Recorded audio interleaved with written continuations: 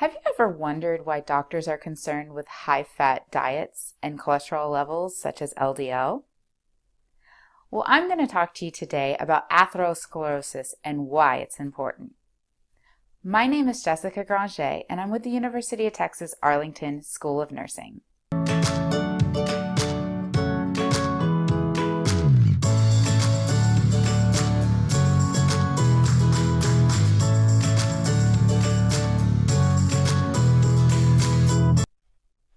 Atherosclerosis. The simple definition is the hardening of arterial walls.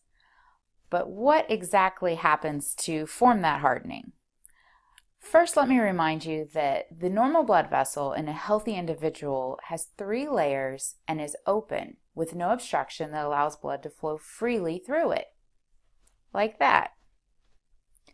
Now, when somebody consumes a high-fat diet, smokes, has a long history of having high blood glucose levels, such as in diabetes, and other irritants may actually cause some cracks in that innermost endothelial lining. Now, when these cracks happen and this damage happens, that makes the barrier that is created kind of more vulnerable.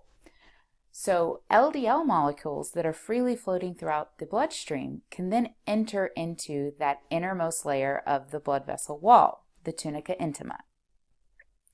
When this happens, the body sends out an inflammatory response and an immune response saying, whoa, this doesn't belong here. We need to do something about it. So monocytes that are freely patrolling the bloodstream then come to the area that has been damaged and infiltrated with LDLs.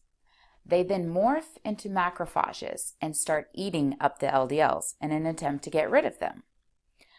Well, what happens actually is these macrophages eat all of these LDLs and they become big and engorged and actually end up dying right there in the tunica intima, full of LDL molecules. So under a microscope, when you're looking at these macrophages that have been consuming all these LDLs, they actually look like foam, like bubbles in this big, huge blob. That's why they're also called foam cells. So, after these foam cells start accumulating and building because you're eating a whole bunch of fat and it's roaming and it's going into the walls, it's building and building and building, and the body's basically saying, okay, we need to do some more because it's not working. So smooth muscle cells then come from one of the other layers within the arterial wall, and they actually migrate onto the outside of this accumulation of macrophages, foam cells, and LDL molecules. And it forms this fibrous cap on the outside of it.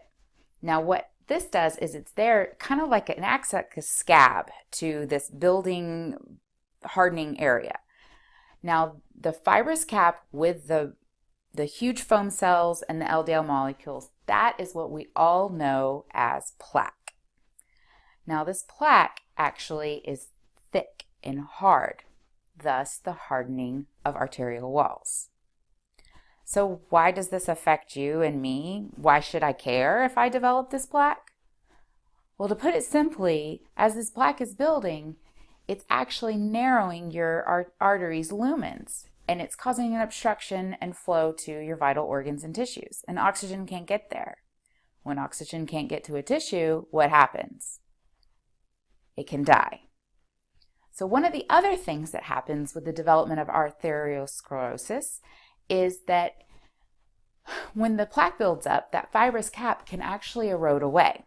When it erodes away, then the body sends, it actually releases a factor into the blood, which then causes blood clots, which adds to the narrowing and can lead to myocardial infarctions, also known as heart attacks, and strokes.